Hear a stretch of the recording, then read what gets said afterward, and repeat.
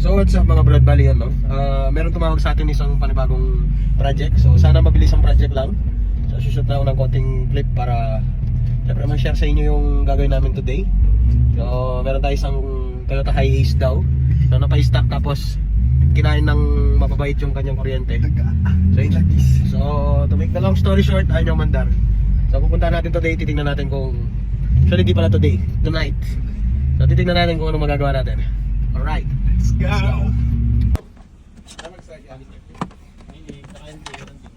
Wala ko ta. Dapat yung guy. Dapat yung guy.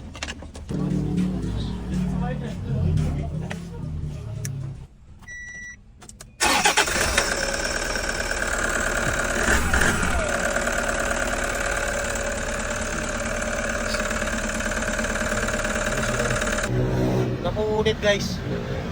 Ay, nako, let's go!